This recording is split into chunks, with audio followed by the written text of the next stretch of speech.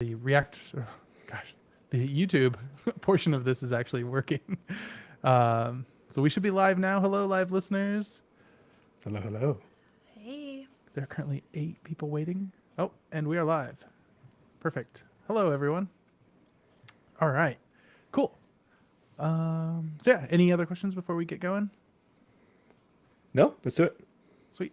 All right, and I'm going to start with some intro music, so that will kind of take us in. And live, and here we go.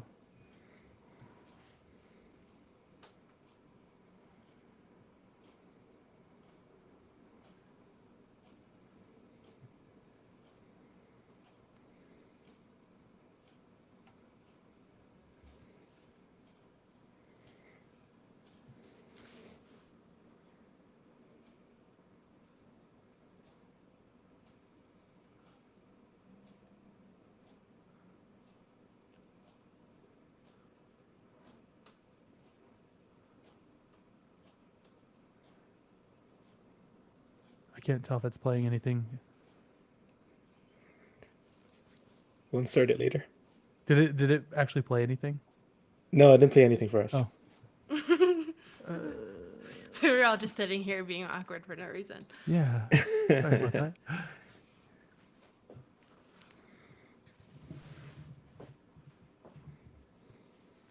I think I don't know.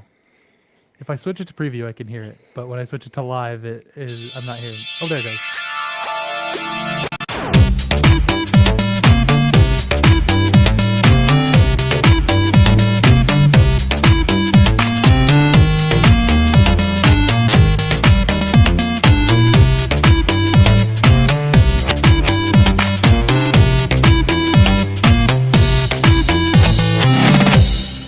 Hello, JS Party. Hello, 2022. Welcome to another exciting episode.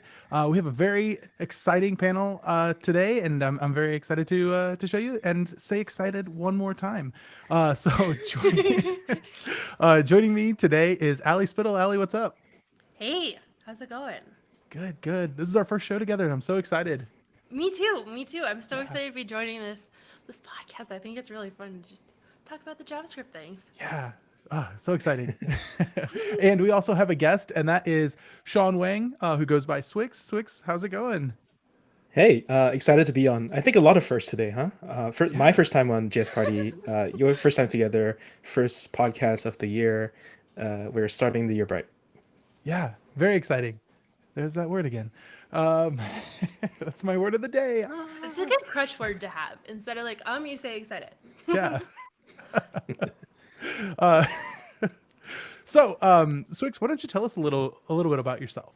We have definitely seen you around a lot, and I have followed you for a long time on Twitter, but I think, as we mentioned in the pre-show, this is our first time actually chatting together. So, why don't you introduce yourself? Sure. Hi, everyone. I'm Sean, also known as Swyx. Originally from Singapore and moved to the States for college, doing a completely different career in finance. And I did that until I realized that I was no good at the finance bit, but I actually picked up programming along the way.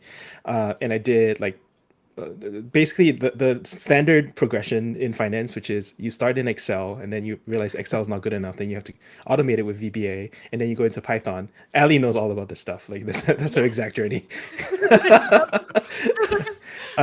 And then but I did the weird thing, which I worked in currency derivatives in London. So I had to do option pricing, and you have to use a functional programming language for that. And my company used Haskell, so I did 2 years of production Haskell before I was the developer. That's my fun sort of claim to fame. And then I decided to learn JavaScript, and I found JavaScript harder than Haskell. And I took a whole year going through free code camp and a paid boot camp, Full Stack Academy, before landing my first job as a front end developer. And then since then, I've slowly been making my way towards the back end. So I started as front end developer, then went to Netlify, started working on CLIs and serverless, and then I was Ali's coworker for a hot minute, working on at AWS Amplify, and then I left to join Temporal as head of developer experience. So here I'm entirely back end. Nice. Yeah, that is quite the progression. And I really like that journey, like that beginning story too, because it's really like, the the idea of using programming in that way as almost like a way to automate your job, or like as a superpower in like another profession, just it seems so cool to me as like a uh, a way to do that, and then yeah, building out from there and into full blown development full time. And the progression, you did talk about this on the Changelog podcast, which I wanted to bring up because you were recently on that episode 467, which was connecting the dots in public, and you really talked about your progression from back end or from front end to back end, where you're at now, kind of doing more full blown back end. And one quote from that kind of really stuck out to me of something you said, which was that like a lot of like CTOs and like high level roles come out of the back end more than the front end traditionally. And that is, as a purely front end developer for most of my career now, I've been thinking a lot about that.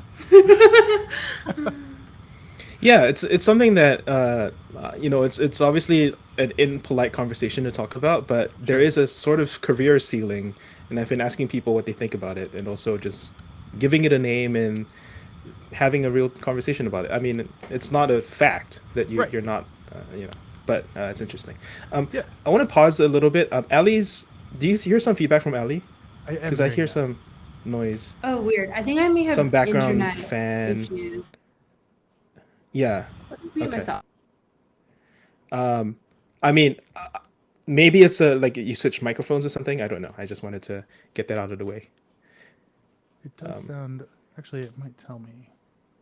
Yeah. Oh, it says mic off now. Can you unmute? And She Yeah, muted. how's it Okay. sounding? I think it may be internet issues. it might be.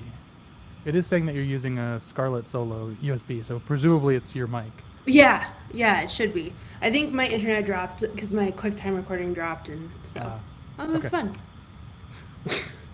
Internet issues. Yeah, exactly. Yeah. Okay. Well, I guess sorry. Where was I? Yeah, I was mentioning that, and also kind of wanting to Yeah. lead into the discussion they have about connecting the dots in public, or like Right. really learning in public. That is something, I hear that a lot, and it always kind of references back to you or a tweet that you've had or a talk that you've given, and it's really just like a methodology for learning and being open about like not just like successes and failures, but like especially those, right? Successes, failures, and just the general process of learning, not being behind any barriers. I really like that methodology. So can you talk more to it? Yeah. I mean, I generally embraced it as a different form of career progression from my finance career, which was very much learning in private and going through the traditional path. And I think when I switched careers to tech, tech is a fundamentally much more open field and positive sum. So people don't mind when you share what you learn. And I think the only requirement really is that you have to have a thick skin, that you have to don't not mind when you get things wrong, and you will get things wrong, and you will be embarrassed, and people will call you out on it. But if you have a positive attitude to that, you can take it in your stride and say, like, that was yesterday. That's yesterday's version of me, and today I'll be better and I'll know more because I've got things wrong in public, and you'll never forget it. Yeah, no, that's so great, because that, I think, just probably eliminates so much of a barrier that people have to, I want to learn in public for sure, but I don't want to be wrong in public. And if that's just kind of part of it, embracing that as part of the process of learning, I think is something that's often overlooked. So that's really good Yeah. to remind people of that. I think it's also like it helps this whole thing become a bit less lonely. Like it's better to do it in a group and learn together, and you can actually help a lot of people who are just a little bit behind you, but you can even help people who are more knowledgeable and more advanced than you, because if you prove yourself to be a good coworker or like a good foil for them to test their messaging, then it gets really helpful. And I think that's something that has really benefited my own career. Something that I did actually was, as I was going through Netlify and I was at AWS and I wrote this, I actually wrote down like what I thought was missing from cloud. And that's how I found Temporal, because I was like, let's list down the jobs to be done of the monolith that we lost when we broke everything apart into distributed clouds services. And then I found that there's some things that were just not answered that well, and that's eventually how I made my way to Temporal, because like I wrote a blog post and they found me. Oh wow, nice. So there's immediate benefits from learning in public, so that's great. Tons. Yeah. Very cool. So kind of building off of that, why don't you tell us what Temporal is, and maybe touch on what it's solving in it, like from that list that you made up about what's missing from Yeah. cloud services. Right. So at its most humblest form, Temporal is a workflow engine where you can write long-running processes. So anything that goes beyond a single request response cycle. It's not immediately obvious why that's a big deal at all. But if you look at the jobs to be done of a cloud, you can think about compute, storage, memory. And then there's like long-term storage, there's short-term storage, there's all these sorts of variations. And one of the things that I was looking at when I was looking at the serverless ecosystem versus the traditional sort of server full or monolith ecosystem was the ecosystem of job runners, or anything long running. And I've been very inspired by it ever since I heard about Sidekick from the Indie Hackers podcast. And Sidekick is the default Rails job runner. And Sidekick is run by Mike Purim, who's just one developer who makes $2 million a year selling support contracts on his open source software. And I was like, oh wait, like job running is actually a very valuable thing. So I started to dig into that a little bit more, and I would have taken another 15 years, because that's how long the founders in Temporal took to create it, to eventually find my way towards something like this. So essentially, Temporal is a workflow engine, which means like you sort of it handles a lot of things for you, and you sort of write things on top of it, which is why I like to make the analogy that it's React for the backend. In other words, like you write your components, you sort of componentize your services, and you send it to one central orchestrator, which is on the front end is React DOM, and on the back end it's Temporal. And it helps to handle like consistency. It helps to handle declarative rendering, anything like that, which is a really useful mental model for breaking up your business logic. So I really like it on that front. But I'm not sure if I'm like nailing the what is. Like we're still trying to figure out like how to explain what it is. It really depends on your background. Cool. I also think it's really interesting that you talked about serverless, because UI.dev has a newsletter, and this week they did predictions for the front end for 2022, and one of their predictions was that serverless was going to allow more front end developers to be truly full stack. And I wanted to get your thoughts on that, because we're talking all about this like front end ecosystem and also serverless, and maybe that serverless might be an easier bridge into building backends. I think it definitely is, right? That's a lot of what I saw at Netlify. That's a lot of what you're doing at AWS. It's giving front-end developers more and more powers, which is good and bad, because good in the sense that they have more capability, bad in the sense that they don't have the training sometimes, and sometimes they don't have the same tooling. So you get a lot of back and forth over like, is this the right way to do this or not? But just the sheer fact that there's so many front-end developers is going to help push along the market by itself. It doesn't need any support. So I think there's a lot of growth. I think the Jamstack movement was a big part of that. But I'm a strong believer that serverless is helping give front-end developers more power. So I think the main places I'll point people to is Chris Coyer's talk on the all-powerful front-end developer, and I was very lucky to be referenced in that, because I think he's really seeing that from his perch at CSS Tricks, where a lot of services are just catering more and more to front-end developers because of the Jamstack movement, because serverless make things so much easier. I think it's continuing to go. I've actually been thinking more about like serverless as a business model more than a technology. And what the main sort of break in the mental model was actually at Amplify, when we started offering serverless containers. And a lot of people are like, wait, what do you mean serverless containers? Like, I thought serverless was all about Lambda functions. And it really, it really starts to flex a little bit on the meaning of serverless, right? Like you charges, scale to zero, charge only for what you use, and having a very light deploy model. I think those are that idea of serverless is being stretched more and more, right? And you're also seeing more and more companies adopt the concept of a serverless database, where you also don't have to provision some instance up front. You just use you just use it as much as little as possible, and they charge you based on what you use. So that philosophy is much more of like a business model than a single specific technology. Yeah, I did a Twitter space a while ago, actually, with the developer advocates for serverless at AWS, and they were like, yeah, defining what serverless is really difficult, because people think first off of like functions as a service, which I think, Lambda or like Netlify has Netlify functions as well, but Yeah. it goes beyond that as well, like DynamoDB, or what are the other serverless databases that have some traction right now? Like, is it Cockroach Fauna? DB, Cockroach? Fauna, yeah. Yeah. So it goes so far beyond that, and yeah, I think that's a really interesting conversation. Yeah. So one thing that which I'll sort of introduce here is that one way in which you want to be serverless is that you often also want things to be stateless, in a sense that you want for it to be horizontally scalable, for it to be spun down, it should not have any state. Otherwise, you might lose data, right? In other words, you need to it needs to be like kind of a pure function, whatever that item of compute is. It needs to be pure function of like input, you get some output, and that's kind of it. So then there's a question of where do you store the state, and usually it's in some sort of database.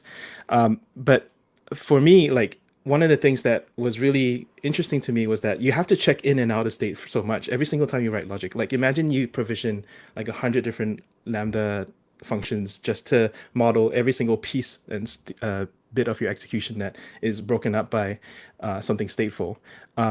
Something that Temporal does is actually it helps you write all of those things as a single function from top to bottom, and it helps. And as you need to store state, it actually persists in the background for you, and then it continues whenever you need it. Need it to. And so I've been thinking of pitching Temporal as the single stateful service in your whole cloud that makes everything else stateless. Because we handle state as an orchestrator, and everything else is stateless as well. So I think it's a very interesting pitch. I'm not sure, I haven't tested it yet, so I'm testing it out here for the first time. So as a way to do that, like orchestration, I guess I'm trying to think of like how myself as a front end developer might tie into this as being slightly more than a front end developer, jumping into serverless to do back end things. Would I like start writing lambdas or like serverless functions that then are orchestrated by something like a workflow engine that how does it fit into between like a serverless function and then tying into like a greater workflow or like storing off state to a database? Totally. Like it would orchestrate your services, so it'll be like the central brain, and it'll be calling out to all those different services. And it doesn't matter if it's a microservice, a macro service, or a serverless function. It doesn't really care, as long as it hands over part of that responsibility for organizing the central state to someone else. That is the kind of architecture that we're talking about here. Okay. Maybe the best way to do it is I'll talk a little bit about a specific use case, because I think that is the best way to do this. So I often talk about 3 different use cases. So one of them is sort of YouTube video processing, right? Like YouTube gets something ridiculous, like 10,000 hours of video per hour. And then they have to break it down and farm it out to a fleet of machines. And then you have to stitch things back together. And then you have to, post that upload up. That takes the span of minutes. But also the scale of this is just unimaginable, right? Imagine if you had to, and so how would you normally do that? You would write the logic, you would provision schedulers to continually check, like, is the processing done? You would have to write a state machine somewhere to say like, okay, if this is this state, and then you like proceed to the next state, then you proceed to the next state. Oh, and then don't forget logging, because you once you've like done all that stateful stuff, like you probably just did the very bare minimum as an MVP. Now you have to start logging like the state transitions and how long things took. Then you have to add queues, because sometimes you may get spikes in traffic, and you need to balance that out over time. Then you have to add dead letter queues, because sometimes video formats are kind of weird and you need to retry them, or like your services are down, whatever. And then you have to make it secure. You have to make it isolated such that like one region or one cloud like doesn't coincide with others. Sometimes it might be private or encrypted information. So there's just like a lot of things that you have to sort of write. So what if you had a single framework that did all of that for you? It's just that's kind of like the overall pitch. Okay. So temporal would be what's in charge of like first this function is going to get called, and then it's going to give me back something like in a pure like a functional way, purely functional Right. way, and then I know that I like from temporal's point of view, temporal knows, okay, now that I got that back, now I call this next, or I wait for Yep. this and then call. Yep. So it's kind of doing all of that orchestration. Yeah, exactly. So a lot of so Temporal is not the only workflow engine out there. There's AWS Step Functions. There is Argo. There is Airflow. Like the traditional way that a lot of these orchestrators take a form is they have a simple JSON or YAML representation of like if this then that. So essentially, what we're talking about is enterprise is this then that, if this and that.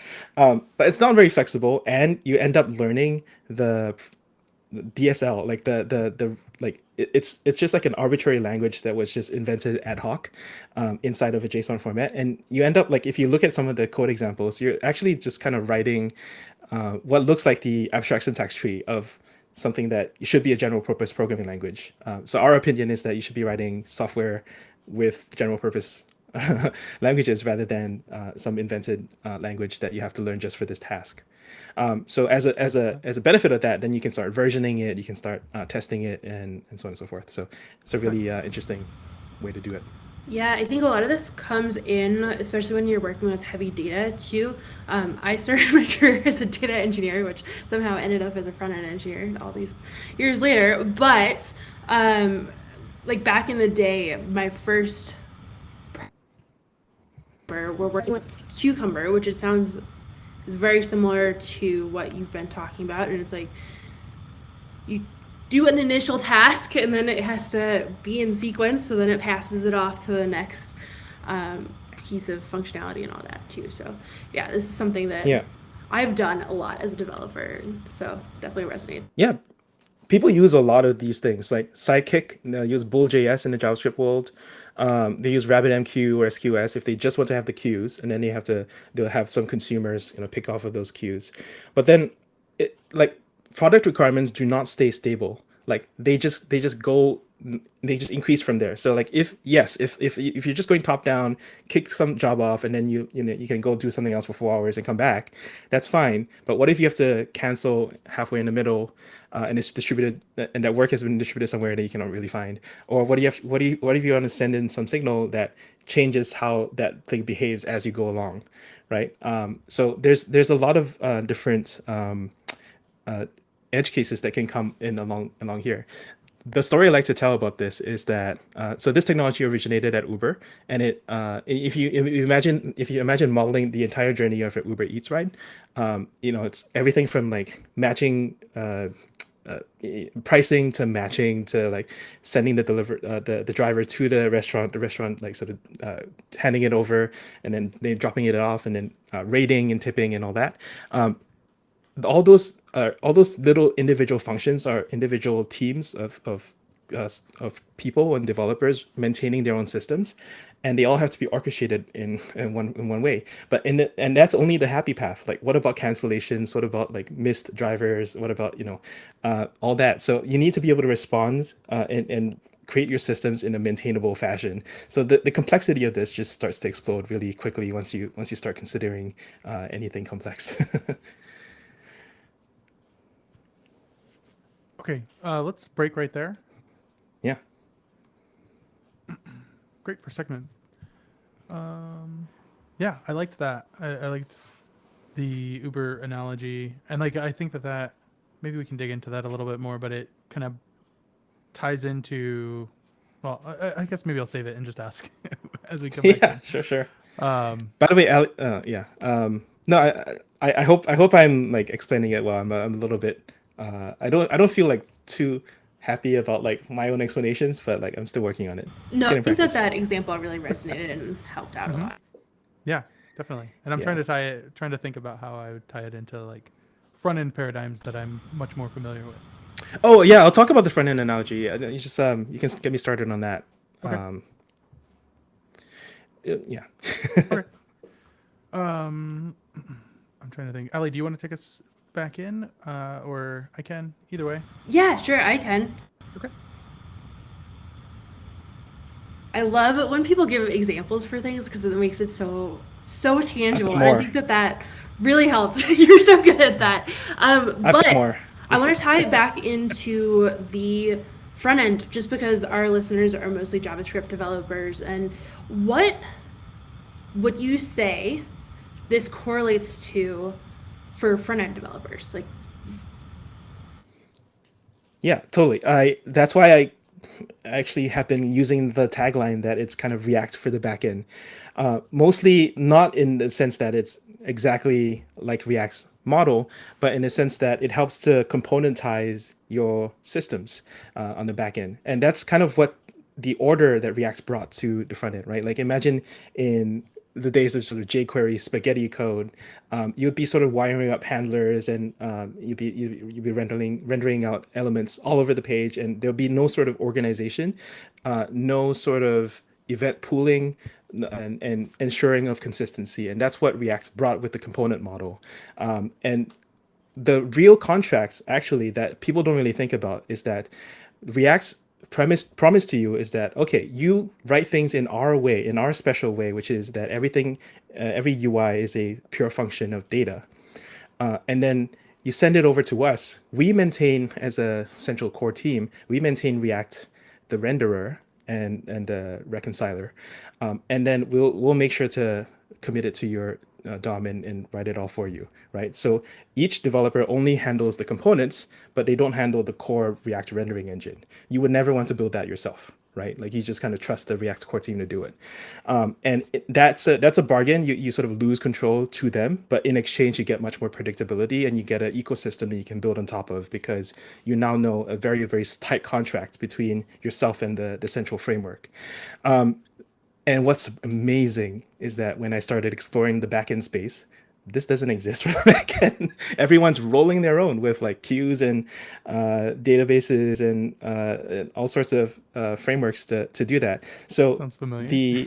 Yeah, exactly. So I when I realized, like, actually I was talking with Guillermo Rausch, who created Next.js and runs for Cell. I was like, wait, is it true that the backend developers do not have as good a developer experience as the front end developers? Like, are we more advanced than them? And he was like, yeah. And then it really clicked for me. I was like, oh, okay, like a front end developer who like takes the lessons that we have learned from a lot of competition in the front end development space and applies it to the back end can do a lot of damage.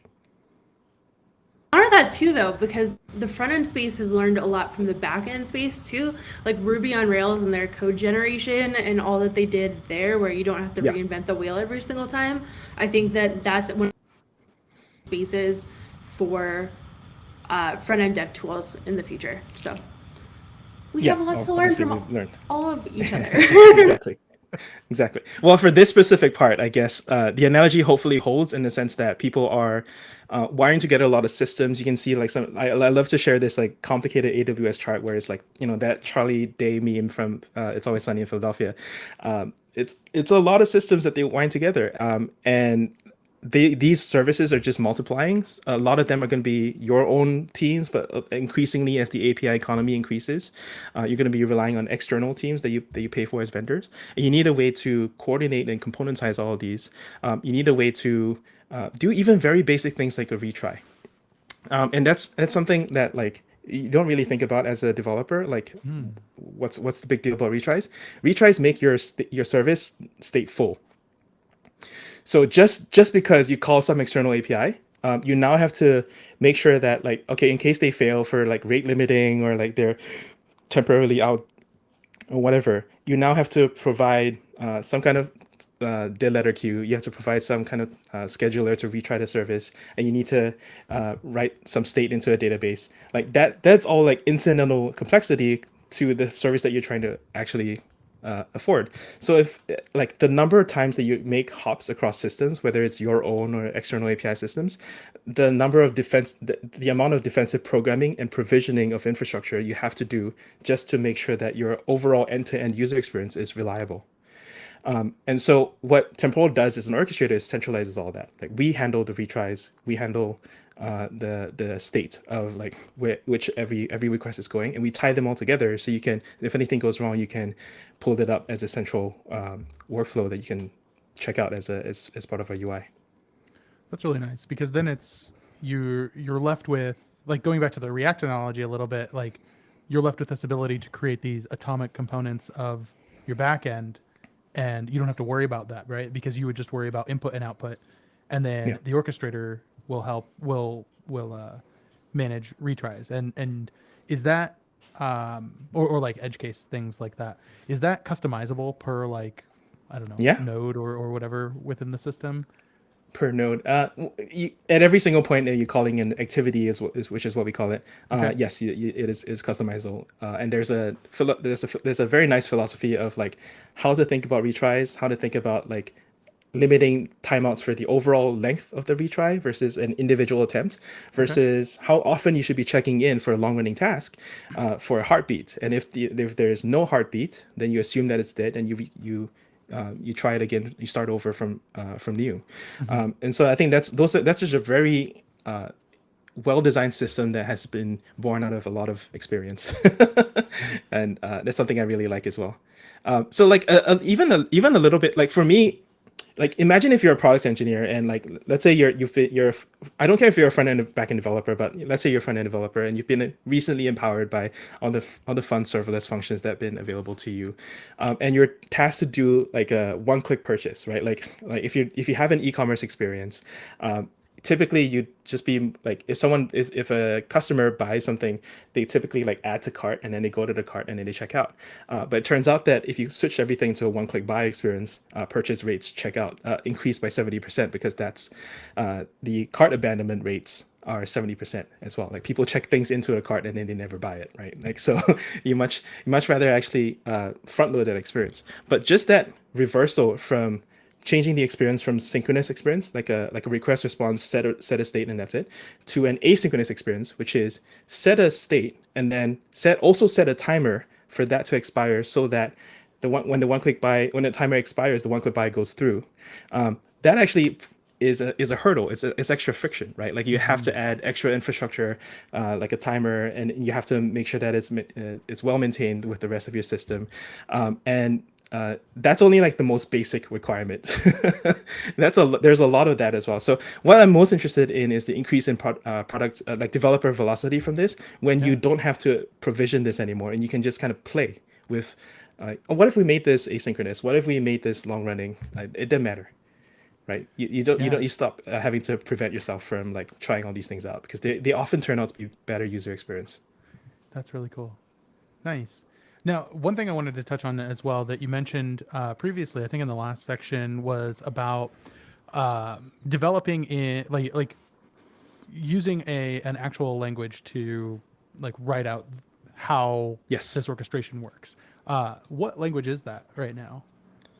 Yeah, so we have 4 first-party supported SDKs: Go, Java, PHP, and TypeScript. TypeScript is the newest one that we just launched last month.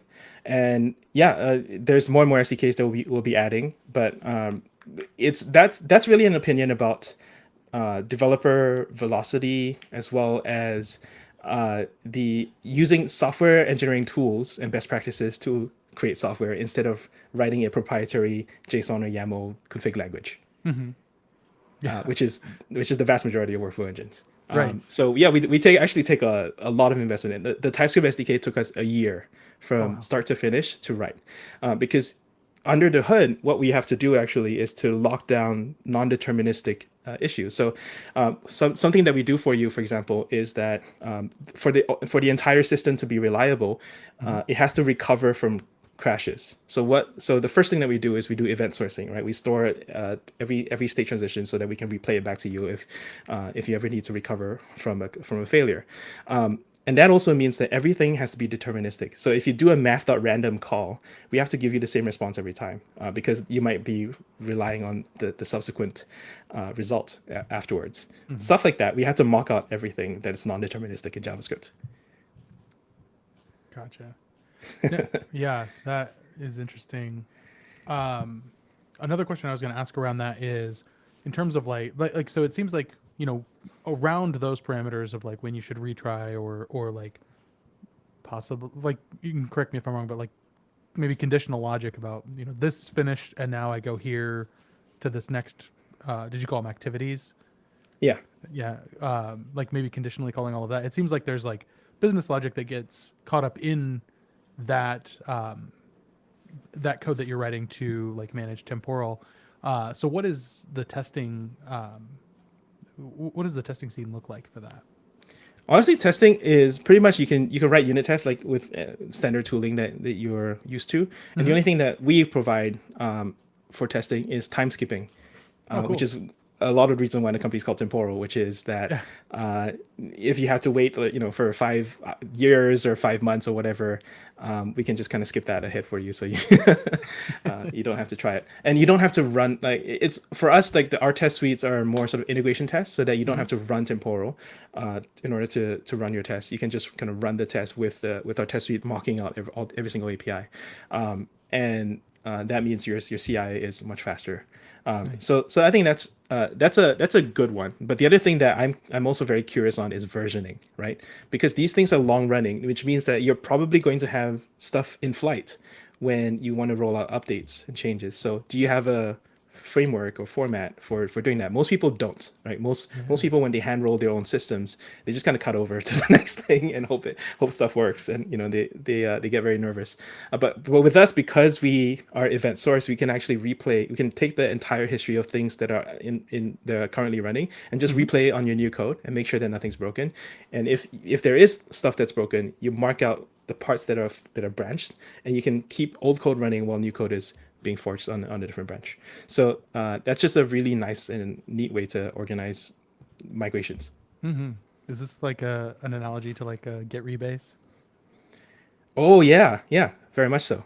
Nice. So there is a so React suspense is kind of like the other analogy, which I haven't really dived into, mostly because I'm not sure like people's understanding or care about React suspense. You throw a lot of promises, mostly, huh? Yeah. But React suspense actually, they did use the rebase analogy in the original introduction of concurrent React. But the other thing that comes out of this programming model, which we like, it's very interesting. It's convergent evolution. The other thing that comes out of this programming model is that React components become long-running jobs as well, right? Like now you can see, before we started, you asked me about React Server components. React, as it's rendering the component, it can stop and then go get data from a database, which takes orders of magnitude longer than it takes to render React component, comes back and then uses that data to continue rendering with the rest, right? And this actually is the right way to do server-side rendering, as opposed to the previous paradigm where you would have to do something like a double pass rendering that nobody liked. And that's actually very analogous to what we do. So we organize the code into 2 parts, like workflows and activities. Workflows are the pure functions, activities are the side effects. Workflows top to bottom have to be deterministic, and they suspend to activities which go get that data, do stuff out in the real world, and then come back to the workflows and continue with whatever else that has been decided. So it's very much React suspense for the backend, which originally was the branding I was going to go with, but I would have to then explain React suspense, which like I don't think most people know. Yeah. So yeah, I mean, there's another part which I'm really keen on doing this as well. So there's another place where like, what does it do? What all does it do for you? Like it. So I was actually kind of listing like in my finance career, there's several ways to value a stock, right? You can value based on comparables. Like you can value like, okay, I value this company by like its three nearest competitors, and like their valuations are much lower. Therefore, this thing is overpriced, or this thing is too cheap, whatever. But then you can also value based on some of the parts. Like, what would it take you to put all the component pieces of this company together, and would it add up to what this company is worth today? And so that's an interesting exercise. So I always think about this in terms of temporal. So what jobs does it combine? It combines a database, queues, timers, rate limiting gateway, worker fleet, like a fleet of workers, service discovery for those workers, an event sourcing schema, and then client SDKs, UIs, and CLIs to work with all of those things. So that's like hopefully that gives a sense of like the system that needs to come together to achieve something like this. Yeah, it definitely gives an idea of the scope of the problem that Temporal is trying to solve, which is really vast. And Yeah. I mean, I haven't been super involved in backend development yet, but it's really interesting that like it makes a ton of sense, I guess, from Thank you. my understanding of like how I would do things on the front end. The overall impression I think I'm ending up towards, which is why I start with that Temporal is a workflow engine, Yeah. is that it's like other engines that you would never want to write yourself. So two examples that you're already familiar with is a search engine. You would never want to write a search engine yourself. Of course, you could build your own with just database and some fancy filters, but they're not going to be as good. They're not going to be as full featured. Like this is a specialized problem that the people have been studying for years. Like just use someone's dedicated search engine when you need search. Analytics engine, like people have dedicated tons of years to storing columnar data and like very high OLTP versus OLAP optimizing those kinds of trade-offs. So you should use a specialized analytics engine for that. And so similarly, I think the new emerging category of software that I always call these like special purpose databases. The new emerging category of special purpose database that you shouldn't write yourself is workflow engines. Yeah, definitely. And you mentioned that Temporal, I think you mentioned that it was started out in the open as an open source project. Is that right? Oh yeah. So the origin actually goes back to AWS actually. So our CEO was the tech lead for AWS. What became AWS SQS? This is old school. It's like 15 years ago. And then tech lead for AWS Simple Workflow Service, which is kind of like the predecessor to AWS Step Functions, which most people know today. And then he and our CTO left to eventually wind up at Uber, where they created an open source version of this for Uber's needs. So it runs everything from like Uber's a lot of Uber Eats to Uber's driver onboarding. Like imagine like when you onboard a driver, you have to go check things like, their criminal background, like their driving record, whatever, right? 17 things need to be true before you say, all right, I'll proceed to the next step. Imagine if you could write all of that in a single function and say like, all right, just block until all these things are true, and then continue when it's and just let me know when it's freed up. So it's a very, very, very nice programming model for that. So they open sourced it at Uber 4 years ago, and then it got a lot of traction at places like Airbnb and Stripe and Netflix, all of who've have been public, even HashiCorp as well, and Mitchell Hashimoto is one of our advisors. One of the fun things that he said, which I really love, was that if Temporal didn't exist, then he would have had to write it. So I think we kind of scooped one from HashiCorp, which is pretty fun. Great. The company's 2 years old, and hopefully it's an open source project that is continuing to grow, and hopefully the commercial cloud offering can grow along with it. Cool. Yeah, let's stop and take a break there. But when we come back, I want to dig in a little more about your role and what developer experience means. Ooh, that's exciting. Yeah. So stick with us. We'll be right back.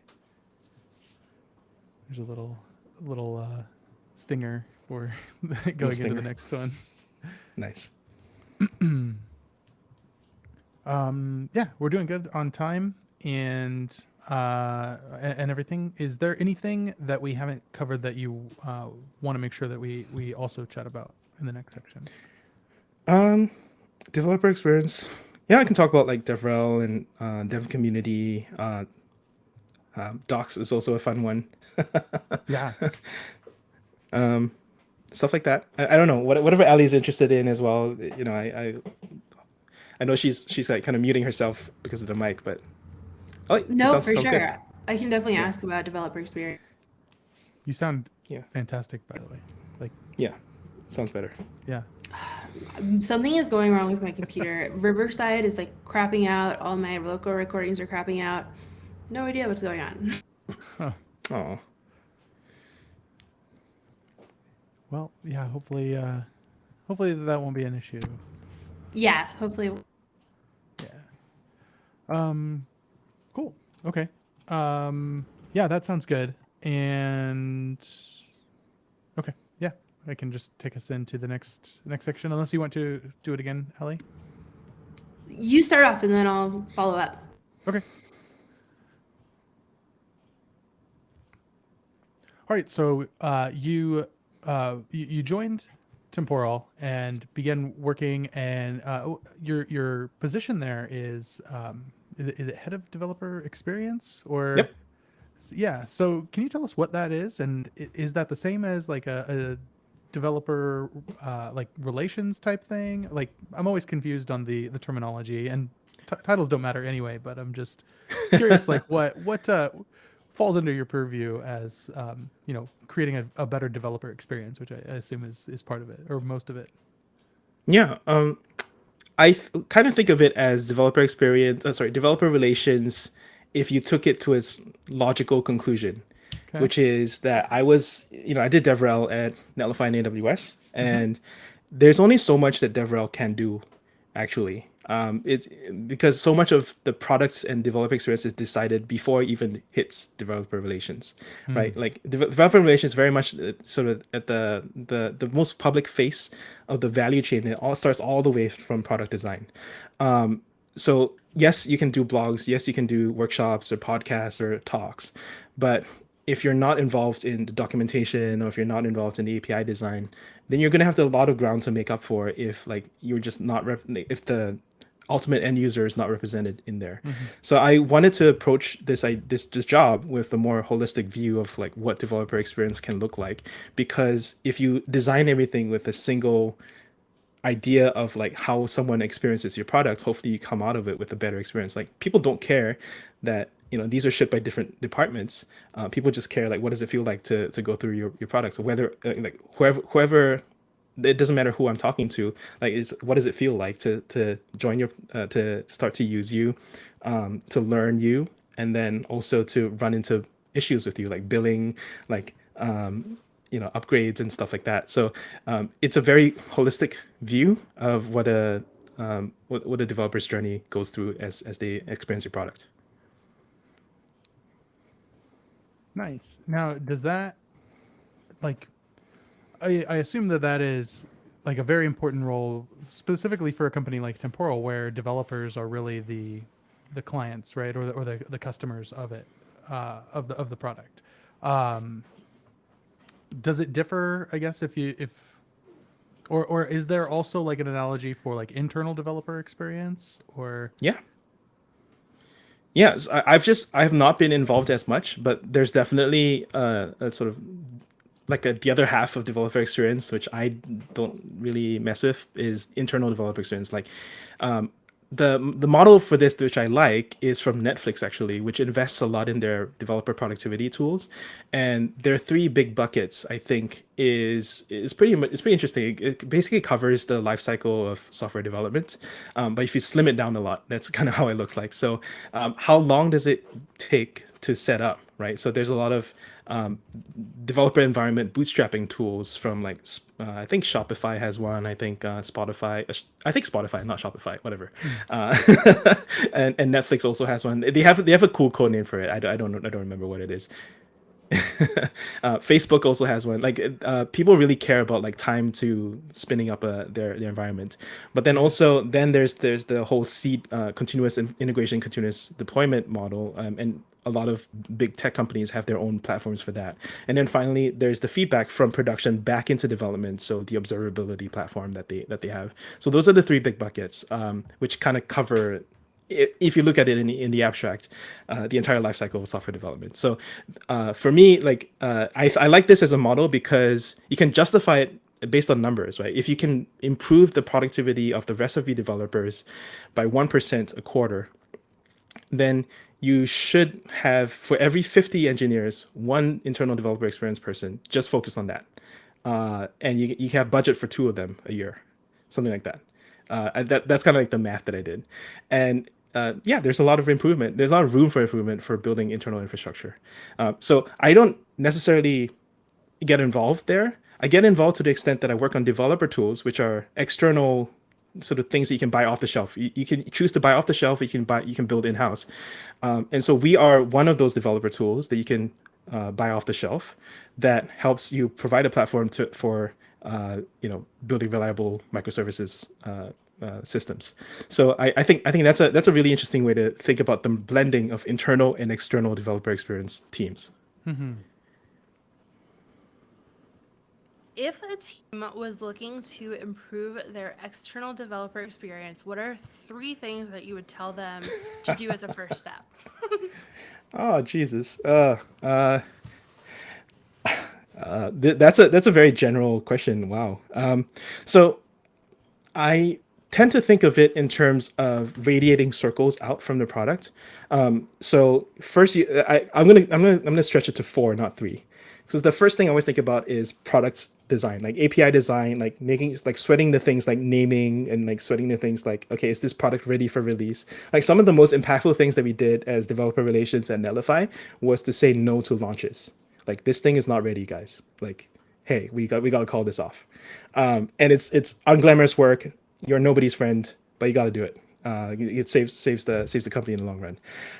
Stuff like that, like getting really involved in API design and product design to make sure that everything else down the road goes much smoother. So then you radiate out from core product into something that's maybe like first party media channels. And that's where a lot of developer relations comes in, which is very much like how do you evangelize the products, whether it's from positioning, from like doing a lot of talks, doing a lot of learning materials and docs as well.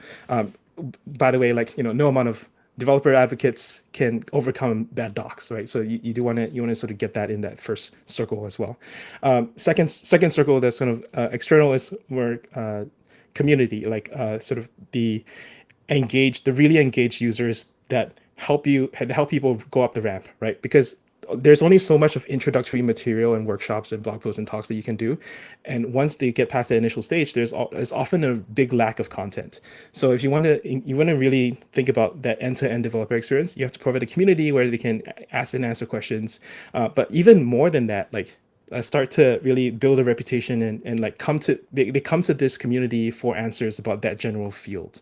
And sometimes I really like this area to be about category creation, right? Like that you're a lot of companies' forums are just glorified support channels, right? And that's not really inspiring to hang out in. But if that's the place where you talk about news and talk about like, hey, like there's this interesting paper that came out, let's talk about it, then it becomes a real community. And for me, the litmus test of whether or not it's a community versus a support forum is, do you expect your relationship with this company to outlast your current employer? Right. The other metric is like, is it many to many or is it employees to to people? Like, and once you have some kind of self-sustaining many to many connection, I think that's a really good community, and that enhances the experience because people can really connect and get help and get things going and collaborate. And then finally, I think for me, like the last group, which I haven't really solved yet. So this is just me thinking out loud. Okay, it's third-party content. Like, it's the third-party ecosystem that's building on top of you that has nothing to do with you. They just think it's a good idea for them to associate themselves with you because you've made it such an appealing place to be in. So you might want to lump that in with the community, but this is more about like people actually building careers, writing their books and blog posts and like doing trainings and workshops or whatever with none of your involvement. But it builds that huge third-party ecosystem that we really go after in sort of late stage technological adoption, right? Like that's what people say when they're like, oh yeah, like when you choose this technology because not only the core technology is good, not only is like the company around it good, but the third-party ecosystem is vibrant around it. That's kind of what you're looking for there. Yeah. How do you, as a developer experience or director of developer experience, how can you grow that? Are there like strategies that you can do to try and grow that third party content and ecosystem, or is it kind of is it something that just kind of has to happen naturally? There's a huge amount of luck in all these things, right? Like you have to just luck into having the right people, and then you have to nurture them. So something that people do, I think increasingly more companies are doing is what I've been calling super user programs. You can also call them champions programs, where you give them some special status, and then you give them special access to like here's stuff that's upcoming.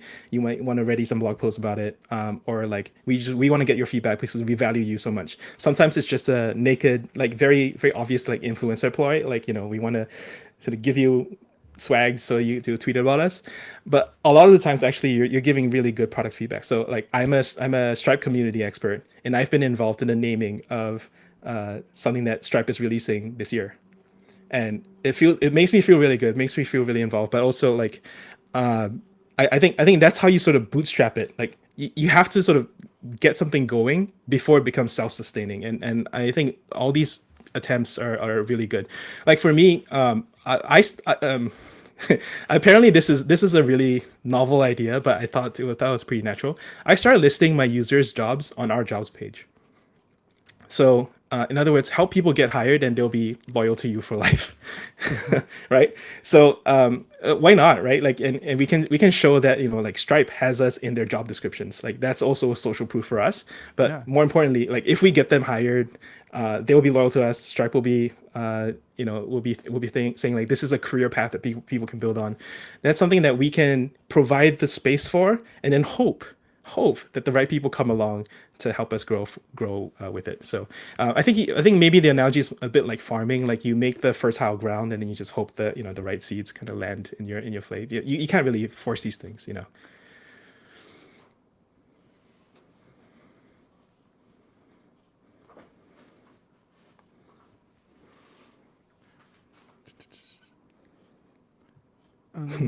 Sorry. No, I mean, I'm curious. What other good ideas that have you guys come across that I could learn, I could try? My biggest thing that I really enforce with my team is friction logs. So every time we're building something with the product, it's like green, this thing is good. Yellow is if I didn't work for this, I would be quitting right now. And making sure that that's seen and prioritized by the product owners, whether that's the engineering manager or the PM or whoever, like making sure that there's buy-in, improving the developer experience, especially if you are a developer experience product, which a lot of us who are building stuff for developers, like we are that. So it's my 2 cents. Yeah. Have you heard of the empathy sessions, the Kubernetes empathy sessions that Kelsey Hightower used to run? I've been dying. So he actually promised to like write about those and then never did. I've been dying to learn how he did it and like what it's like to run one, because a lot of times people just don't want to do it, or like you feel like it's an imposition on their existing roadmap, which is like they already have stuff to do. Why are you adding more of them to do? But it is true that a lot of teams who build developer tools, if you put them in a room and you gave them like 2 hours to like use their own docs, they couldn't actually get it running. And that's very motivating, I think, if you can manage to get it working. Sure. And before anything new launches, you should have somebody who has not used the thing before test it completely coming in brand new, so that they don't have the bias of knowing like, I was in this product meeting, like I know why we built it this way. Instead, they're just coming in like as a total new user, because they're going to be in the same boat as the eventual customer. So I agree with that. And using what you build too. If you can build your stuff on your stuff, that becomes pretty powerful. That that it works in production, and that it's something that you personally would actually use. And that's one of my biggest things as a developer advocate, is like, if something is not something that I feel proud at talking about in public, I should block that launch. It's something that should not be out there yet, because I probably know this better than the third-party user trying the thing out. And so if I cannot put my stamp of approval on it, it should not be out there. Just my 2 cents, though. Sometimes you don't have that control, though. So there's a lot of politics that may come into play there, but yes, that is the ideal. I'll say one thing about this, which is also sometimes like you just need to. So the Patrick and John Collison, they were very famous in the early days of Stripe for the Collison installation, which is that for you to get onboard to Stripe, they would come to your office and be an engineer to integrate for you and manually get you onto Stripe. And I think sometimes you have to do things that don't scale. So like I do a lot of like one-on-one calls with people just explaining Temporal. Even though I could be recording a video and doing it in a more scalable way, but like that gets me the reps to understand, and also the long form narrative understanding of the customer, so that I can do things like pitch it in a way that that makes sense to them, or like use their words to reflect it in our marketing copy or whatever. But also like kind of customize and get feedback. Sometimes like people are just not that comfortable, giving feedback outside of like a small little private one-on-one session. I like that a lot too, because that will let you really experience like the common pain points that you might like, that lots of people might bring up, and then you can use that to preempt that in a lot of ways. Be like, oh, I know that this might be tricky, so what you actually want to do is think about it from this perspective or whatever. Yeah. And like you really just, it's like teaching over and over and over. You eventually like hear every possible question that could be or issue that people have around it, and then you just kind of preemptively, without even having to think about it, know how to address that in a quick way. Yeah. I have a maybe a controversial opinion here. I mean, since it's a podcast, we need to do hot takes, right? Absolutely. So one thing that developer relations or developer experience teams don't do well, and like I'm including myself in this. Okay, I'm just like, this is very obviously something I'm like kind of going through. We don't pay for our own product, right? It's like the view is that you work for the company. Of course, we have to give you an employee account. Of course, you should never worry about billing. But because you don't really worry about billing, that's a huge part of the experience you never touch. So at Netlify, I never knew what the paying experience was like. I never knew the fear that people have when they get DDoSed and we charge them for it, and what it's like to talk to us support, and I try to talk it down and stuff like that. And like even recently, actually, Corey Quinn had an interesting point about AWS. All AWS employees do not log into AWS the same way that most AWS customers do. We use Isengard. Ali, you know this. And Isengard's great for AWS employees, but we don't experience the same pain because we don't go through we don't dog food. And maybe DevRel and Dev experience people should dog food in exactly the same way. Like straight up give people a Brex with separate credit card, put it on that Brex, but like have them worry about like, hey, like this thing costs way more than I thought, or like I don't understand this billing statement. How come it's so hard to identify like what the components of it, or even like for me at Netlify, like my internal complaint was like we went from like a seat-based model where it's very predictable to like 7 different dimensions of pricing, and you needed an Excel sheet to price it. And I was like, what? Wait, this is necessary because usage-based billing is important, but like, how do we communicate this, and are enough people at the company feeling this so that there is a cost to adding more and more complexity?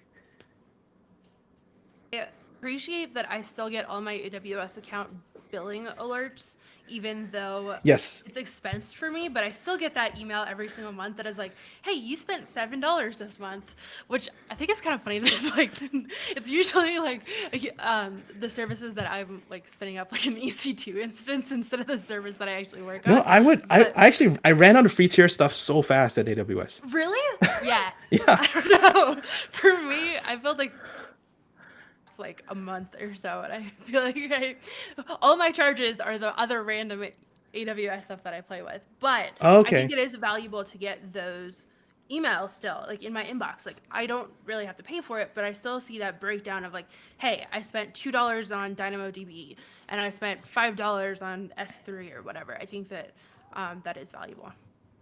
Yeah. Anyway, sorry to talk a lot about billing. Like money is important. Money is part of the developer experience. It really is. And that's something that I never thought about either. Like, there's a lot of pain points that can come in through that part that, if you're working on that piece, you're just not, you're working on it for free. I mean, you're not paying to do it. So it's, yeah. I'll tell you a fun story, right? So I have a vendor that I'm paying something like $200 a month for. And I'm gonna mess up the exact numbers. Let's say $200 a month. And then December 20th last year, they emailed us and said, we're changing our pricing model, blah blah blah. Your cost next year is gonna be $3,000 a month. And I'm like, wait, hang on, like, right, like, this is panic. Like, we most of my company's off. Like, if we have to change platforms, like, we can't do this in that quickly. And I had to go back channel with their developer relations, who had no idea that it was a 15 times price increase on us for the same usage. And we basically papered it over. But I was just like, yeah, like, did no one see this would happen? Like, this is a very, very standard thing. Yeah, basically we're on the edge of the enterprise tier, and they cut us over to the enterprise tier. I don't know. That's developer experience, right? Money. I don't know. Yeah. I have to be responsible for that tech choice, because the tech choice is also contingent on cost. So. Well, cool. Yeah, I want to thank you so much for coming on today and talking to us. There is one more question that I want to ask you that I'm sure our audience has been dying to know, and that is, as a former, I guess I can say former now, front-end developer, what are your thoughts on the Temporal API in JavaScript? JavaScript, Temporal API, right. So yeah, very awkward naming for us as a company, because we were named at the same time as that proposal was released. But I think it looks great. I haven't used it personally, to be honest. Is it in stage 3 yet? Is it live in most browsers in Node? It is in stage 3 last I checked. Okay. I mean, like, I want to use it. I just haven't had the occasion to yet. But I think it's great. Like, Moment.js used to be a huge dependency on people, and then DataFNS came along, and it was much better. And now, the more that's built in, the more standardized, we can rely on it. Just assuming it to be a part of JavaScript.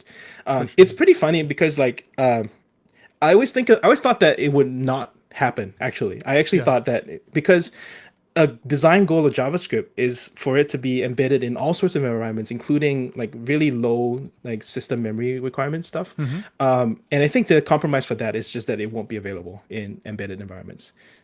So that's okay. It's just like a sort of compromise on the premise of JavaScript, which is that you sort of write this code and it runs in most places that run JavaScript. I'm sorry, I had to ask, just with the naming collision. It's awkward, but like, I think people get over it really quickly. Sure. So definitely. Yeah. Well, cool. Yeah, thank you so much for coming on and learning with us in public and teaching us in public on Temporal and the roles of developer experience. Yeah, thanks for having me. Thanks. It's a pleasure to be on. Thanks so much. And we're done. Thanks. That was awesome. Cool. Yeah. I realized as we were closing that I forgot to plug that we were doing weekly office hours. So if anyone wanted to ask questions, they could send people. But I guess I could just send it along in the show notes or something. I think we could re-record it. I haven't stopped anything, so if you want to. Okay. Like things to plug, like where to get started, stuff like that. So let me tee it up, I guess. Okay. So as we part, Swyx, is there anything that you want to let us know about how to follow you, how to follow Temporal, any big events coming up, things like that? Okay. So you can find the Temporal docs at temporal.io, and the Temporal TypeScript docs, which is probably more relevant for this audience, is temporal.io/TypeScript. And we actually are holding weekly office hours where you can ask beginner questions, and we can show you a little demo. But you can also try things out in 2 minutes. Like there's a nice little Gitpod link that you can just click and I've set up everything for you. Or you can go for the long form 2-hour workshop, which is something I like to blanket. I like to blanket everything from 2 minutes to 2 hours, right? As well as the live do things that don't scale format. So yeah, weekly office hours, head to temporal.io/TS. You don't have to follow me, but I'm on Twitter at Swyx. Awesome. He's definitely worth a follow. Just my personal recommendation. Yeah. Oh, thank you. Well, cool. Thanks so much again for coming on, and we will see you next time. All right. Bye-bye. Cool. I'll make a note so that Jared knows to Awesome. tie over to that one instead. Yeah. Yeah, it's great. Hopefully that gave a nice picture and it wasn't too hard. No, I think it was very easy to follow along. I had been doing a little research beforehand, and that really, like, it just really smoothed over my very rough edges on kind of what to expect, what where Temporal fits in terms of like my limited knowledge of other serverless and backend technologies. Yeah, yeah. I think that's definitely a challenge for me, like making it relatable to people who like may not be as invested in this field. Yeah. But like for me, it's always just about like just know that this exists, so that when the problem comes up, you're not like reinventing the wheel. Like that's the only thing I care about. Like you don't have to try it out today. Just know that this is a field that people have spent decades working on, and this is the name for it, and here's how to start. That kind of thing. So. Totally. Well, cool. All right, I am going to press stop. So goodbye, live listeners, and thank you Bye-bye. for joining in.